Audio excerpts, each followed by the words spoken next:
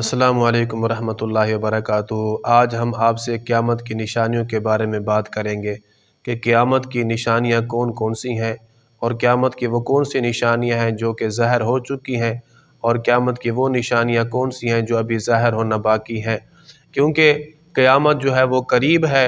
और क़यामत की जो निशानियां हदीसों के अंदर बयान हुई हैं, अगर आप उनको पढ़ें और उनको सुने और अंदाज़ा लगाएं तो वो सारी क़यामत की जो निशानियां हैं वो ज़ाहिर हो चुकी हैं। क़यामत की निशानियां दो किस्म की हैं, एक को अलामात सुग़रा कहा जाता है, दूसरी को अलामात कुबरा कहा जाता है। अलामात सुग़रा तो तकरीबन तमाम की तमाम जो है वो ज़ाहिर हो चुकी हैं और आज मौजूद हैं, और जो अलामात कुबरा हैं वो कुर्ब क़यामत ज़ाहिर होंगी। तो अगर आप जानना चाहते हैं कि क़यामत की निशानियां कौन सी हैं और कौन सी ज़ाहिर हो चुकी हैं, तो आपको उसके लिए वीडियो पूरी देखनी चाहिए।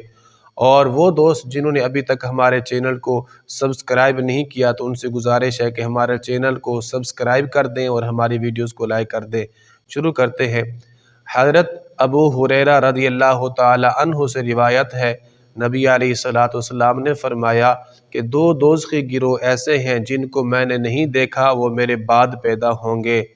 एक गिरोह वो है जिनके हाथों के अंदर बैल की दुम की तरह कोड़े होंगे और वो उन्हें लोगों के मुंह पर नाहक मारेंगे। दूसरा वो औरतें होंगी जो बरहना होंगी, लिबास तो उन्होंने पहना होगा लेकिन लिबास बारीक होंगे या इतने सख्त होंगे जिनके पहनने के बाद उनके जिस्म की जो बनावट है, जो साख्त है, वो नज़र आएगी और वो ज़ाहिर होगी। और दूसरा फरमाया कि वो अपने लिबास की ज़िबाइश और नुमाइश से लोगों को अपनी तरफ मायल करेंगी और मर्दों के साथ ख़ुद भी इख्तिलात को पसंद करती होंगी।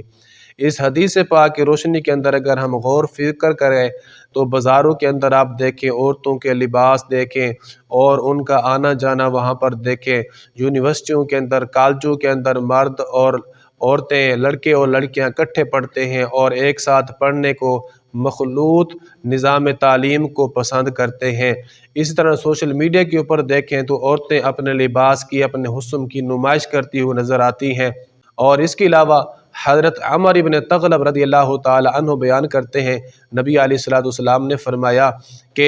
एक ज़माना ऐसा आएगा कि माल आम हो जाएगा, और ये क़यामत की निशानियों में से एक निशानी ये भी है कि माल आम हो जाएगा, माल की कसरत हो जाएगी, तिजारत बढ़ जाएगी और दुनियावी इल्म का दौर दौरा होगा। आज माल आम है, दौलत की कसरत है और तिजारत इतनी बढ़ चुकी है कि हर आदमी जिसके पास थोड़ा बहुत पैसा आ जाता है तो वो तिजारत के अंदर मशगूल हो जाता है। प्लाट ख़रीदे जा रहे हैं, जायदादें ख़रीदी जा रही हैं और इसी तरह दीगर कामों के अंदर आदमी तिजारत के जो काम है उनके अंदर मशगूल हो चुका है। और हत्ता कि औरतें भी जो है वो भी तिजारत के अंदर अपने शोहरों के साथ मशगूल हो चुकी हैं। दुनियावी इल्म का दौर दौरा होगा। आज दुनियावी इल्म के हुसूल के लिए वालिदैन या उनकी औलाद जो है वो कितनी तकलीफ़ें बर्दाश्त करती हैं, लाखों रुपये लगा कर के बैरून मुल्क भेजते हैं और मर्द अपने घर वालों से, अपने अहबाब से, अपने वतन से दूर होकर के दुनियावी इल्म हासिल करते हैं। अगर हम यहाँ पर देखें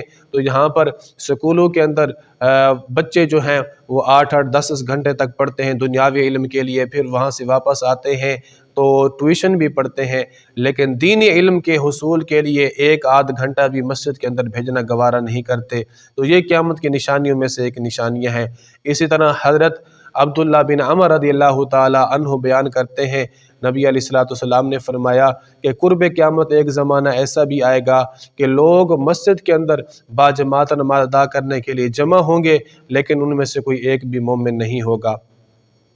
हज़रत अबू ज़र ग़फ़ारी रज़ियल्लाहु ताला अन्हु बयान करते हैं, नबी अलैहिस्सलातु वस्सलाम ने फरमाया जब क़यामत का ज़माना करीब आएगा तो उस वक़्त रेशम कसरत से पहना जाने लगेगा, माल और दौलत आम हो जाएगी, तिजारत बढ़ जाएगी, बेहियाई आम हो जाएगी, नाप तोल के अंदर कमी की जाएगी, बड़ों की इज़्ज़त नहीं की जाएगी, छोटों पर शफ़क़त नहीं की जाएगी, औरतों की कसरत होगी। आदमी अपने कुत्ते के पिल्ले की निगहदाश्त अपने बेटे की निगहदाश्त से बढ़कर करेगा। और फरमाया कि बदकारी से पैदा होने वाले बच्चों की कसरत होगी और मर्द और औरत عام گزرگاہوں پر ایک دوسرے سے بدکاری کرنے لگیں گے۔ ان میں سے جو بہترین شخص ہوگا وہ کہے گا کہ تمہاری بے حیائی کی انتہا یہ ہے کہ تم راستے سے بھی ہٹنا گوارا نہیں کرتے۔ تو فرمایا کہ اس وقت بھیڑیے کا دل رکھنے والے لوگوں نے بھیڑ کی کھال پہن رکھی ہوگی، یعنی لوگ باہر سے نرم ہوں گے، اندر سے خون خوار ہوں گے۔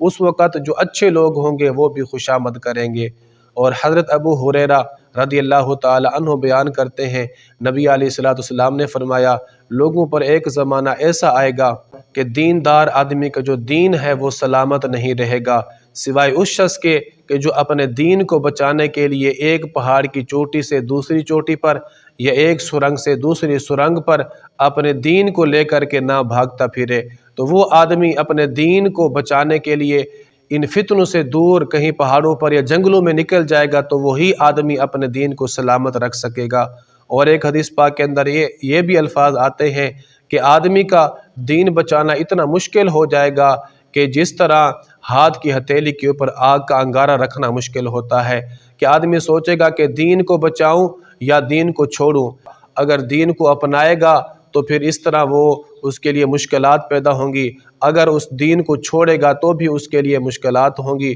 اور اس کا دین اس کے ہاتھ سے چلا جائے گا۔ اور فرمایا کہ مال اور دولت کی ذرائع وہی ہوں گے، مال اور دولت صرف انہی ذرائع سے اس وقت حاصل ہوگا، کسب معاش صرف انہی ذرائع سے حاصل ہوگا جو اللہ تعالیٰ کی ناراضگی کا سبب ہوں گے، جن سے اللہ تعالیٰ ناراض ہوگا۔ اور آدمی کی ہلاکت کا سبب اور اس کی وجہ اس کے بیوی بچے ہوں گے۔ اگر اس کے بیوی بچے نہ ہوئے تو پھر اس کے والدین ہوں گے، اور اگر آدمی کے بیوی بچے بھی نہ ہوئے، والدین بھی نہ ہوئے، تو پھر آدمی کی جو ہلاکت ہوگی اس کے رشتہ داروں اور اس کے ہمسایوں کے ہاتھوں ہوگی۔ صحابہ کرام نے یہ سن کر کے عرض کہ یا رسول اللہ، آخر کیا وجہ ہوگی اور آدمی کی ہلاکت ان رشتہ داروں کی وجہ سے، بیوی بچوں کی وجہ سے، والدین کی وجہ سے کیسے ہوگی؟ تو نبی علیہ الصلوۃ والسلام نے فرمایا کہ یہ اس کے رشتہ دار، اس کے بیوی بچے، اس کے والدین آدمی کو